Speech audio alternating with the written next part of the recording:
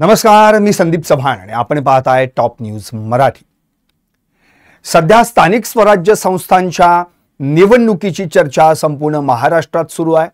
सर्वोच्च न्यायालयानं येत्या 4 महिन्यांमध्ये निवडणुका घ्याव्यात असा आदेश दिल्यानंतर महाराष्ट्रामध्ये महापालिका, नगरपालिका, जिल्हा परिषदा, पंचायत समित्या यांच्या निवडणुकांचे पडघम वाजायला सुरुवात झाली आहे। अर्थात अजून निवडणूक कार्यक्रम जाहीर झाला नसला तरी देखील महापालिकेच्या प्रभाग रचनांची तयारी सुरू झाल्याचं आता दिसून येत आहे। एकंदरीतच आपण लक्ष केंद्रित करणार आहोत ते पुणे महानगरपालिकेवर।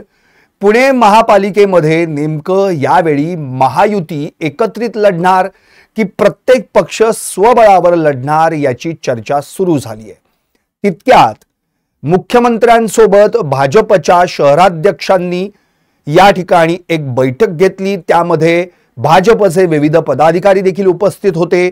या बैठकीतला सूर मात्र हा महायुतीतील मित्र पक्षांना त्रासदायक ठरू शकतो, कारण शहराध्यक्ष धीरज घाटे यांनी आता दंड थोपटले आहेत आणि यावरच माझं लाईव्ह आहे। घाटेंनी दंड थोपटले, 105 जागा सोडून बोला। खरं तर भाजप या पुणे महापालिकेमध्ये एक हाती सत्ता मिळवणारा पक्ष म्हणून पहिल्यांदाच यावेळी उजागर झाला, तो 2017 मध्ये। याच्या आधी महापालिकेवर सत्ता होती ती राष्ट्रवादी काँग्रेसची, त्याच्या आधी सत्ता होती ती अर्थातच काँग्रेसची। म्हणजे आधी सुरेश कलमाडी, सबसे बडा खिलाडी सुरेश कलमाडी म्हणून काँग्रेसचं एक हाती वर्चस्व पुणे महापालिकेवर होतं। त्यानंतर राष्ट्रवादीनं आपलं वर्चस्व गाजवायला सुरुवात केली। सुरेश कलमाडी यांना साइडलाइन करून पुणे पॅटर्न राबवला। त्यामध्ये पहिल्यांदा भाजपला सत्तेची फळं चाखायला मिळाली 2012 मध्ये। अर्थातच त्यानंतर पुणे पॅटर्न पूर्णपणे बाजूला पडून या ठिकाणी भाजपनं मात्र मुसंडी मारत एक हाती सत्ता मिळवली। त्यावेळी केंद्रात देखील भाजप, राज्यात देखील भाजप आणि महापालिकेत देखील भाजप अशी भूमिका भाजपच्या वाट्याला आली। अर्थात भाजपनं मागच्या वेळी 97 जागा जिंकल्या होत्या 162 पैकी, शिवाय 3 स्वीकृत नगरसेवक, त्यामुळे 100 भाजपनं पार केली। नंतर अबकी बार सो पार असा नारा भाजपकडून देण्यात आला, पण महापालिकेच्या निवडणुका मात्र पेंडिंग राहत गेल्या। अक्षरशः 3 वर्ष पुणे महापालिकेवर प्रशासक राज होतं आणि आता कुठेतरी महापालिकेच्या इमारतीची कवाडं नगरसेवकांना खुली झाल्याचं चित्र यावर्षी पाहायला मिळण्याची शक्यता निर्माण झाली आहे। कारण यंदा महापालिकेमध्ये भाजप पुन्हा एकदा जास्तीत जास्त नव्या चेहऱ्यांना संधी देण्याची शक्यता निर्माण झाली। कारण मागच्या वेळी म्हणजे 2017च्या निवडणुकीत भाजपनं तब्बल 71 नव्या चेहऱ्यांना महापालिकेत नगरसेवक म्हणून बसण्याची संधी दिली। यावेळी या ठिकाणी शहराध्यक्ष धीरज घाटे यांनी स्पष्ट केलेलं आहे की आमच्याकडे 105 जागा आहेत, त्यामुळे 105 जागा आम्ही ऑलरेडी लढणार आहोत। उर्वरित जागांवर बोला, त्या जागांवर आपण चर्चा करूयात असं थेट आव्हान आपल्याच महायुतीतील मित्र पक्षांना दिल्यामुळे आता राष्ट्रवादी अजित पवार आणि शिंदेची शिवसेना या 2 पक्षांचा नेमका काय याच्यात रोल असणार आहे याचंच उत्तर आता पुणेकरांना मिळण्याची उत्सुकता लागली आहे। खरं तर 97 निवडून आलेले नगरसेवक, 3 स्वीकृत असे झाले 100 आणि नुकताच शिवसेना उद्धव बाळासाहेब ठाकरे गटाच्या 5 माजी नगरसेवकांनी भाजपमध्ये प्रवेश केल्यानं त्यांची संख्या झाली आहे 105। आता या 105 जागा आम्हीच लढणार असा धीरज घाटे यांनी घाट घातलेला आहे। मुख्यमंत्र्यांसोबत देखील त्यांनी काही पदाधिकाऱ्यांना सोबत घेऊन चर्चा केली। यामध्ये मुख्यमंत्र्यांनी देखील पुढच्या निवडणुकीत भाजपचाच महापौर असेल असं म्हटलेलं आहे। शिवाय 2017च्या प्रभाग रचनेनुसारच यंदाची निवडणूक होईल असे संकेत देखील दिलेले आहेत। कार्यकर्त्यांना सूचना देखील केलेल्या आहेत। त्यामुळे पुणे महापालिका आता महायुती म्हणून एकत्रित लढणार की स्वबळावर जो तो लढणार असा पेच या ठिकाणी निर्माण झालाय। कारण आताच्या 2017च्या प्रभाग रचनेनुसार जर आपण पाहिलं तर मागच्या वेळी 41 प्रभाग होते आणि 162 जागा होत्या। त्यापैकी 39 प्रभाग हे 4 सदस्यीय होते तर 2 प्रभाग हे 3 सदस्यीय होते। एकूण 162 जागांसाठी 1090 उमेदवार निवडणूक रिंगणात उतरले होते। प्रत्येक जण स्वबळावर लढला। भाजपने आपली ताकद दाखवून दिली आणि 97 नगरसेवक निवडून आणले। यंदाची परिस्थिती वेगळी आहे, कारण की 2022 मध्ये शिवसेनेत बंड झालं। शिवसेनेची 2 शकलं झाली। शिवसेना उद्धव बाळासाहेब ठाकरे गट आणि शिंदेची शिवसेना असे 2 पक्ष तयार झाले। 2023 ला राष्ट्रवादीत फूट पडली। राष्ट्रवादीची 2 शकलं झाली। राष्ट्रवादी अजित पवार गट आणि राष्ट्रवादी शरद पवार गट असे 2 गट निर्माण झाले। त्यामुळे आता हे दोन्ही जे गट वेगळे निर्माण झालेले आहेत, उदाहरणार्थ राष्ट्रवादीचा अजित पवार पक्ष आणि शिवसेनेचा शिंदेचा पक्ष, हे दोन्ही पक्ष आता महायुतीत आहेत। त्यामुळे भाजप, शिंदेची शिवसेना आणि अजित पवारांची राष्ट्रवादी हे एकत्रितरित्या पुणे महापालिका निवडणूक लढवणार की स्वबळावर लढणार हा प्रश्न निर्माण झालाय।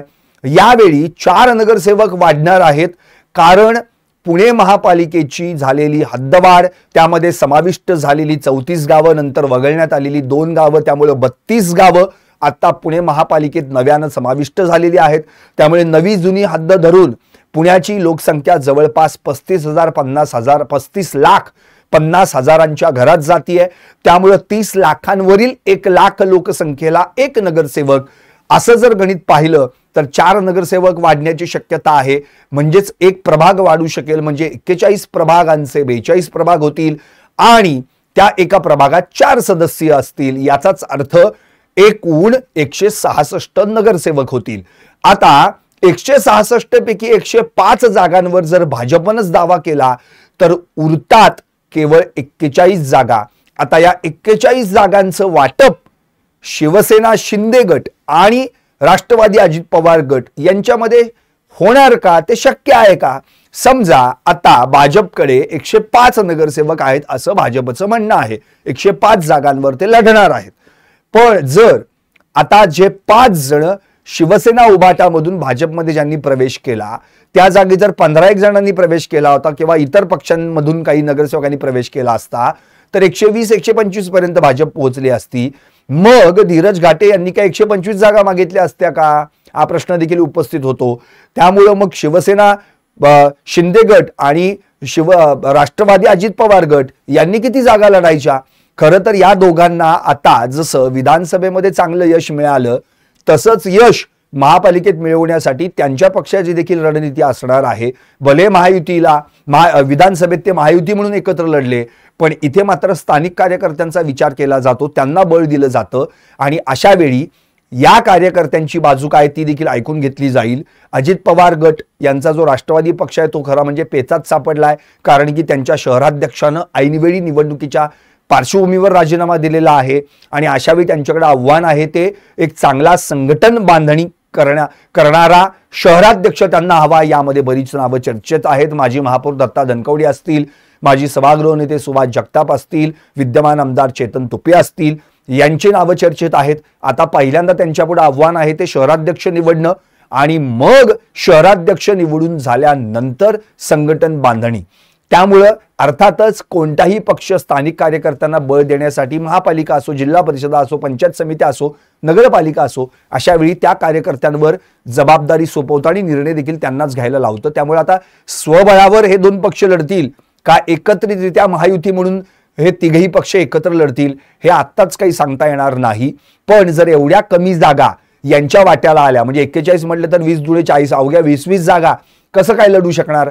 त्यामुळे निश्चितपणे हा तोडगा काहीतरी महायुतीतल्या वरिष्ठ नेत्यांना बसून काढावा लागेल। अर्थात धीरज घाटेंनी असं देखील सूतोवाच केलंय की पुणे महापालिकेमध्ये स्वबळावर लढायचं की एकत्रित लढायचं, महायुतीत बसून लढायचं हे वरिष्ठ नेते ठरवतील।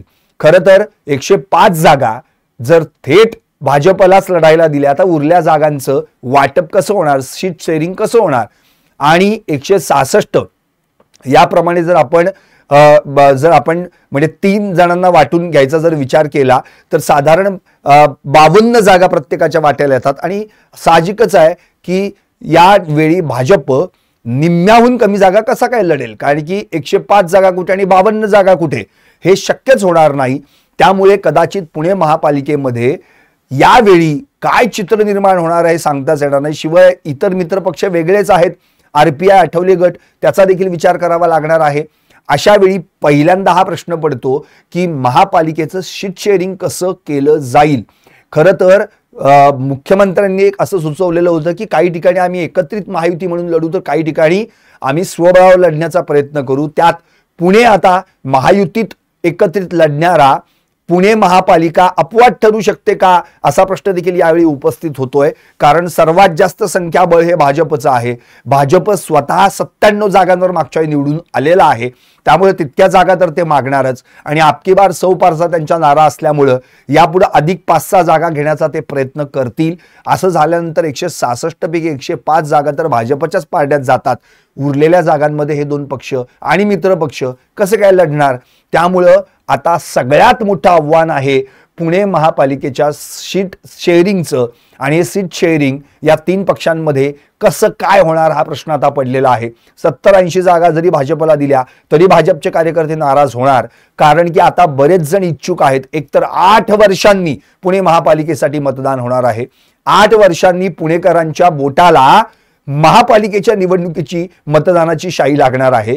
कारण 2017 नंतर निवडणूक 8 वर्षांनीच होती आहे. 5 वर्षांचा कालावधी संपल्यानंतर 3 वर्ष प्रशासक राज होतं. त्यामुळे अनेक जण, अनेक उमेदवार, अनेक कार्यकर्ते नगरसेवक होण्याच्या इच्छुकच्या तयारीत होते. दरम्यान कोविड लागला. त्यामुळे त्या कोविड काळात देखील निवडणुका झाल्या नाहीत आणि मध्ये अनेक दिवाळ्या गेल्या. त्यामुळं या दिवाळीत आणि कोविडमध्येच नगरसेवकांनी अनेक पैसे खर्च करून आपलं दिवाळं काढून घेतलं. त्यामुळे आता खरं तर दूध देखील जसं पोळल्यानंतर, दुधानं तोंड पोळल्यानंतर ताक देखील फुंकून पितो आपण, तशी परिस्थिती झालेली आहे. सगळ्यांनी जे काही आता आपली रसद साठवून ठेवलेली आहे ती या इलेक्शनच्या वेळी बाहेर काढली जाईल. प्रत्येक वेळी दिवाळीच्या आधी इलेक्शन लागेल म्हणून दिवाळीत खर्च केला जायचा, पण गेल्या 3 दिवाळ्या झाल्या, काही झालेलं नाही. आता मात्र दिवाळीत का दिवाळीनंतर का दिवाळीच्या आधीच इलेक्शन लागेल अशा दृष्टिकोनातून पावलं उचलली जात आहेत. नगरसेवक देखील, जे माजी नगरसेवक आहेत आणि जे इच्छुक आहेत ते देखील आता सावध भूमिकेत आहेत. नेमका कोणता पक्ष आपल्याला तिकीट देईल हा देखील प्रश्न आहे. खरं तर ऐन निवडणुकीच्या तोंडावर या पक्षांमधून आउटगोईंग इनकमिंग होण्याची देखील शक्यता आहे. पुन्हा भाजपकडे इनकमिंग होण्याची शक्यता जास्त आहे. त्यामुळं राष्ट्रवादी, शिवसेना, आणखी इतर पक्ष याच्यातील कोणते नगरसेवक ऐनवेळी भाजपमध्ये उडी मारणार का. कारण की आधीच 5 जण उबाटामधून भाजपमध्ये गेलेले आहेत. त्यामुळं या ज्या 5 जणांना भाजपनं सामावून घेतले आपल्या गोटामध्ये, अर्थातच त्यांना तिकीट देण्याचं आश्वासन दिल्याशिवाय ते काही भाजपमध्ये गेले नाहीत. आणि ते सगळे माजी नगरसेवक आहेत. 2-2, 3-3 टर्म ते निवडून आलेले आहेत. विशाल धनावडे असतील, बाळा ओसवाल असतील, संगीता ठोसर असतील, प्राची अल्लाट असतील, पल्लवी जावळे असतील, ते एवढे हे जे नगरसेवक ऑलरेडी भाजपमध्ये जाऊन त्यांनी आता आपलं तिथं बसतान बसवलेलं आहे, त्यांना तिकीटाची अपेक्षा असणारच. त्यामुळे भाजप 100+5 म्हणजे 100+5, कारण हे 5 जण त्यांनी त्या ठिकाणी पकडलेले आहेत. त्यामुळे एकंदरीत आत्ताची परिस्थिती जर आपण पाहिली तर पुणे महापालिकेचा यक्ष प्रश्न हाच आहे की सीट शेअरिंग कसं होईल. खरं तर भाजप जास्तीत जास्त जागा पाडून घेण्याचा प्रयत्न करेल. त्याच्या खालोखाल मागच्या वेळी राष्ट्रवादीने 2017 मध्ये 39 जागा जिंकल्या होत्या. त्यामुळे साहजिकच 40-45 जागांवर यावेळी राष्ट्रवादी निश्चितपणे त्या ठिकाणी आपला दावा करेल. मग जर 105 जागा या जर भाजपला गेल्या, 40-45 जर राष्ट्रवादीला गेल्या तर इथेच 150 होतात. मग उरलेल्या फक्त 16 जागा शिवसेना शिंदे गट लढणार का. त्यात मित्र पक्षांना किती जागा मिळणार. मुळातच शिवसेनेची इथली दयनीय अवस्था आहे. मुळातच एकनाथ शिंदे यांची जी शिवसेना आहे, आता जर पाहिलं तर त्यांच्याकडे फक्त 1 नगरसेवक आहे, तो शहर प्रमुख आहे, तेच कार्यकर्ते, अशी परिस्थिती आहे. आणि इकडे जर आपण महाविकास आघाडीतील शिवसेनेची अवस्था पाहिली तर शिवसेना उद्धव बाळासाहेब ठाकरे गटाकडे अवघे 4 माजी नगरसेवक आहेत. त्यामध्ये पृथ्वीराज सुतार, श्वेता चव्हाण, संजय भोसले आणि आत्ता नुकताच उबाटामध्ये मनसे, नंतर वंचित आणि मग उबाटामध्ये प्रवेश केलेले वसंत मोरे आहेत. त्यामुळे हा प्रश्न पडतोय की त्या ठिकाणी 2017 मध्ये ज्या एकसंध शिवसेनेनं 10 जागा जिंकल्या होत्या त्या शिवसेनेची अवस्था इतकी वाईट आहे की फुटलेल्या 2 शिवसेनेमध्ये एकाकडे 4 तर एकाकडे 4 आहेत आणि एकाकडे 1 आहे अशी अवस्था आहे. उरलेले 5 जण ऑलरेडी भाजपमध्ये निघून गेलेले आहेत. त्यामुळे आता शिवसेना शिंदे गटाच्या वाट्याला किती जागा येतील हा प्रश्न देखील या ठिकाणी उपस्थित होतोय. मवियाचं देखील जर आपण पाहिलं तर तशीच परिस्थिती आहे. मवियामध्ये देखील काही वेगळं चित्र नाहीये. काँग्रेसकडे ऑलरेडी 9 ते 10च माजी नगरसेवक आहेत. एक जण आता उबाटामधून अविनाश साळवे म्हणून जे काँग्रेसमध्ये गेले, त्यामुळे आधीची संख्या 9 2017 आणि 1 मिळून 10 झाले. तिकडे आपण उद्धव ठाकरेंच्या पक्षाची परिस्थिती पाहिलीच. राहिली गोष्ट राष्ट्रवादी शरद पवार पक्षाची. त्यांचं संघटन भरे या ठिकाणी चांगलं असलं. प्रशांत जगताप ज्यांनी नुकतीच विधानसभेची निवडणूक लढवली होती, माजी महापौर देखील ते राहिलेले आहेत, तरी त्यांच्याकडे किती नगरसेवक आहेत हा प्रश्न अजूनही तळ्यात मळ्यातच आहे. याचं उत्तर सापडत नाही. कारण की अजित पवार गटाकडे कुठले नगरसेवक आणि शरद पवार गटाकडे कुठले नगरसेवक असं शिवसेनेसारखं बायफर्केशन करताच येत नाहीये.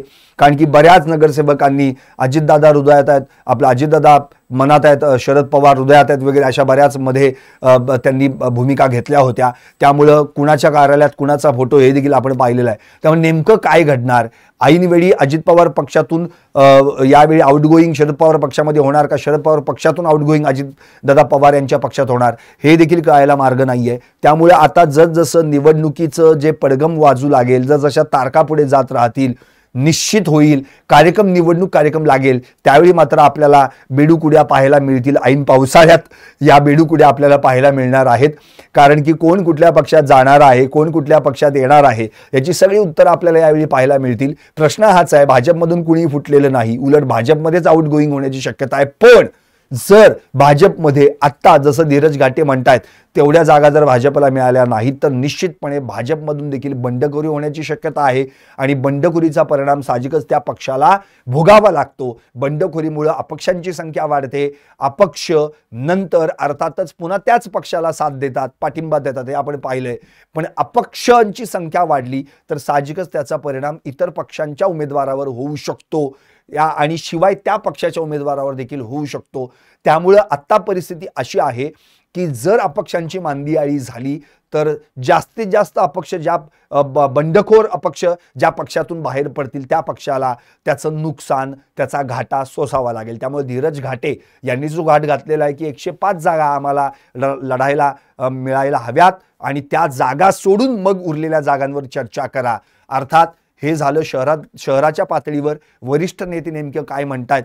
या ठिकाणी केंद्रातले राज्यमंत्री मुरलीधर मोहोळ देखील पुण्यातलेच आहेत. नंतर राज्यसभा खासदार मेधा कुलकर्णी देखील पुण्यातले आहेत. शिवाय कॅबिनेट मंत्री, महसूल मंत्री स्वतः चंद्रकांत पाटील हे पुण्यातले आहेत. आणि त्या जोडीला माधुरी मिसाळ ज्या चाटम निवडून आलेल्या आहेत आणि आता आमदार असून त्या राज्यमंत्री देखील आहेत, त्या देखील पुण्यातल्या आहेत. त्यामुळे आता या सगळ्या वरिष्ठांची बैठक, त्याच्यानंतर प्रदेश कमिटीची बैठक, मग स्वतः मुख्यमंत्री याच्यावर निर्णय घेतील. तो निर्णय अर्थातच भाजपचा कोर कमिटीकडे असतो, केंद्रात जाईल. आणि या सगळ्या गोष्टी आहेत आणि यातूनच मग क्लिअर होईल की भाजप आपल्या मित्र पक्षांना किती जागा सोडणार आहे, जागा सोडणार आहे का स्वबळावर लढणार आहे. कारण की सध्याची परिस्थिती पाहता भाजपनं पुणे महापालिकेच्या निवडणुकीत स्वबळावर लढण्याची चाचपणी सुरू केल्याचं चित्र दिसून येतं. एकंदरीत घाटेंनी तर दंड थोपटलेले आहेत. आता उरलेल्या 2 पक्षांची भूमिका काय आहे, राष्ट्रवादीचे नवनिर्वाचित शहराध्यक्ष काय भूमिका घेतील माहीत नाही. आणि उरला पक्ष अर्थातच एकनाथ शिंदेंचा नाना भानगिरे, जे एकमेव लढवय्य म्हणून त्यांच्या पक्षाच्या आत्ता आपण असं समजूयात, ते नेमकी काय भूमिका घेणार आहेत, त्यांना काय रसद पुरवली जाणार आहे. कारण आत्ता भाजपमध्ये आता शिवसेनेच्या शिंदे गटामध्ये काँग्रेसचे एक वेळ राहिलेले आमदार जे आता पराभूत झाले या विधानसभा निवडणुकीला, ते रवींद्र धंगेकर स्वतः उबाटामध्ये गेलेले आहेत. त्यामुळे त्यांच्या हाती कदाचित संघटन जाईल. आणि जर रवींद्र धंगेकर यांनी संघटन हाती घेतलं तर निश्चितपणे शिवसेनेला फरक पडू शकतो.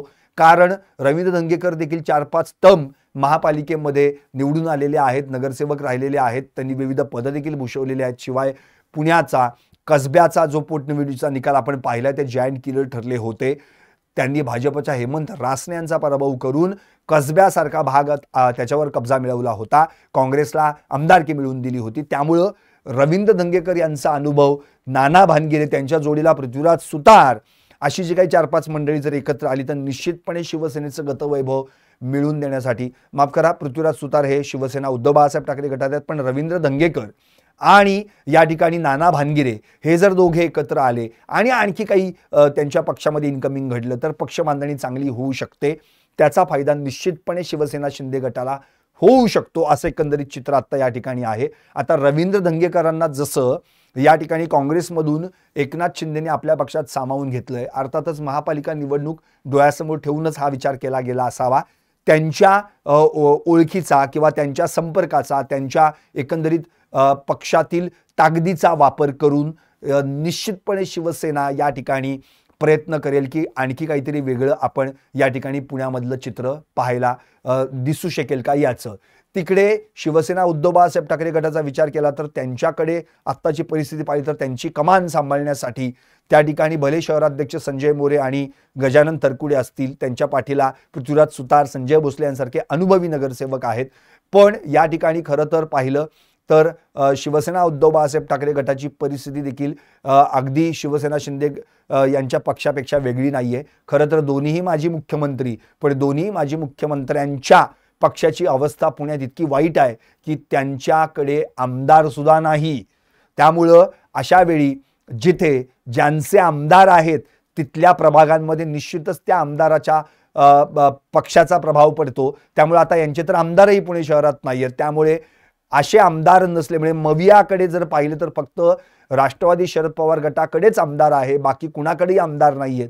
त्यामुळे अशा परिस्थितीत महापालिकेच्या निवडणुकांना सामोरं जायचं आहे. त्यामुळे जास्तीत जास्त सभा या ठिकाणी उद्धव ठाकरे, आदित्य ठाकरे, संजय राऊतांच्या होणं अत्यंत गरजेचं आहे. शिवाय आणखी काही वेगळी स्ट्रॅटेजी ते वापरणार आहेत का मविया देखील वेगवेगळ्या पद्धतीनं म्हणजे स्वभाव लढण्याचा प्रयत्न ते करतील का? कारण की आता मवियाचं अस्तित्व काय आहे हा प्रश्न जर उपस्थित केला तर त्याचं उत्तर देता येत नाही. तिकडे फक्त काँग्रेसने एक गड सांभाळून ठेवला आहे मवियातला.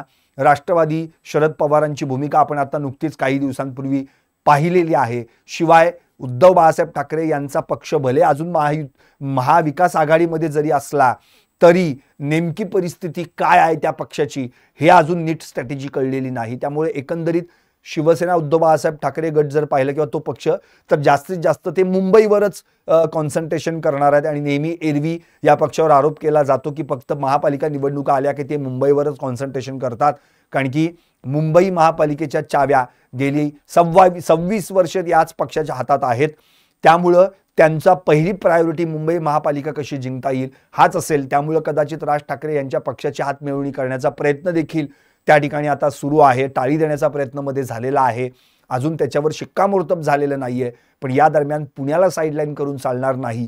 मुंबईनंतर पुणा अत्यंत महत्त्वाची महानगरपालिका आहे आणि अशा महानगरपालिकेमध्ये जर आपल्या पक्षाचं अस्तित्वच नसेल तर भविष्यात येणाऱ्या विधानसभा लोकसभेला काय हा प्रश्न देखील उपस्थित होतो. त्यामुळे यावेळी शिवसेना उद्धव बाळासाहेब ठाकरे गट आणि शिंदेची शिवसेना यांना फार मोठं आव्हान असणार आहे.